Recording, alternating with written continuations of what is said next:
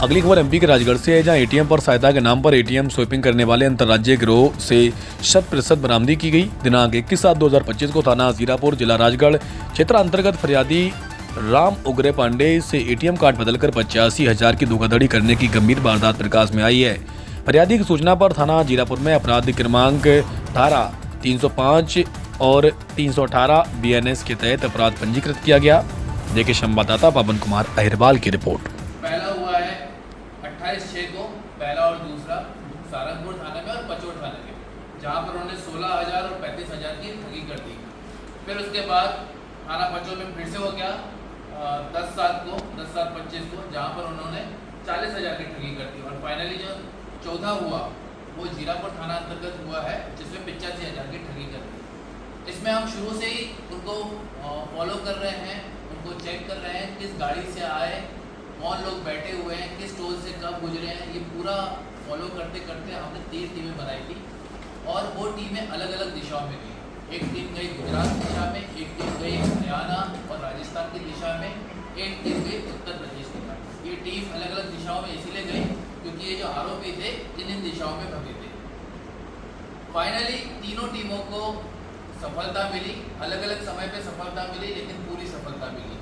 तीनों टीमों ने अपने साइबर एनालिसिस के बेसिस पे CCTV कैमरा को फॉलो करके बेसिस पे उन आरोपियों तक पहुंच गए, उन गांवों तक पहुंच गए, उन जिलों तक पहुंच गए जहां से ये लोग शुरू हुए थे। उन आरोपी को पकड़ लिया और जो पैसा गया था वो पूरा 100% चारों के चारों केसेस में रिकवर किया गया।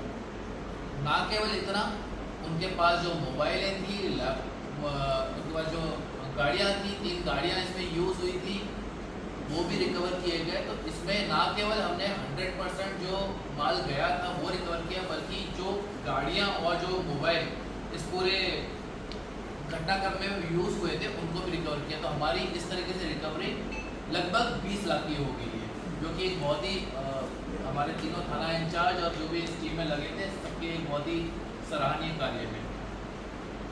इसमें मैं बताना इम्पोर्टेंट चाहूँगा कि ये जो आरोपी हैं जनरली हरियाणा, राजस्थान, उत्तर प्रदेश के उन जिलों में से आते हैं जो ये जिले आपस में लगे हुए हैं। जैसे कि पलवल हो गया, डीग हो गया, राजस्थान का डीग हो गया, हरियाणा का पलवल हो गया, मेवात हो गया, और गाजियाबाद हो गया, अलीगढ़ हो गया या दिल्ली हो गया। ना केवल ये यहाँ से आते हैं, इनकी रिश्तेदारियाँ भी इन्हीं गाँव में होती है, इन्हीं जिलों में होती है। तो गाड़ी भी इन्हीं के रिश्तेदार की होती है, दोस्त यार भी वहीं के होते हैं। ये आपस में 4 या 5 बन के आते हैं और इस तरीके से यहाँ पर ये घटनाक्रम करते हैं। इसमें एक और इम्पोर्टेंट चीज़ मैं बताना चाहूँगा कि इनका मोडस ऑपरेंडी क्या है। मोडस ऑपरेंडी इसलिए समझना जरूरी है कि हम चाहते हैं मोडस ऑपरेंडी ज़्यादा से ज़्यादा जनता तक पहुँचे, क्योंकि जनता सतर्क है। हमारा हर साइबर क्राइम में एक यही अपील रहती है कि हमने जो आरोपी को पकड़ा है उसकी मोडस ऑपरेंडी जनता तक पहुँचे। इसकी मोडस ऑपरेंडी ये रहती है कि कोई जो भी अंदर घुसता है एटीएम में, ये उसको चेक करते हैं कि वो कैसा है, बुजुर्ग है, बच्चा है, महिला है, तेज है, स्लो है। फॉर एग्जाम्पल अगर वो देखते हैं कि उससे एक बार में गड़बड़ी हो जा रही है, उनको ये समझ में आ जाता है कि ये इतना एक्सपर्ट नहीं है, शार्प नहीं है, तो उसको अटैक करेंगे कि आपकी गड़बड़ी हो रही है, कहीं हम आपकी मदद कर देते हैं। तो मदद के बहाने वो उसका ATM कार्ड ले लेते हैं, उसी से हूबहू ATM कार्ड दूसरा दे देते हैं। ये पहले से ATM के अंदर रहते हैं, चेक करते हैं कि उसने क्या पिन डाला।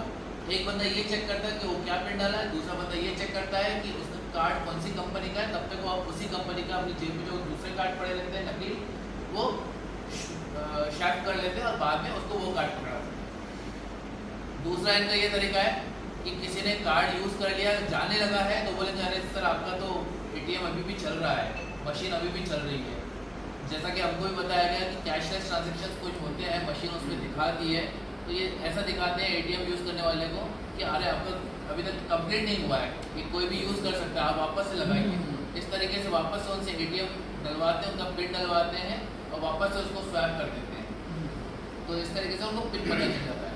तीसरा तरीका ये है कि वो बाहर से वॉच करते हैं और देखते हैं कि ATM का पिन उन्होंने क्या डाला है, और फिर अंदर घुस जाते हैं और उसको कंफ्यूज कर देते हैं, अरे अरे लाइए लाइए ये तो गलत कर रहे हैं आप। इस तरीके से एक ऐसी सिचुएशन बनाते हैं जिससे कंफ्यूज हो जाए।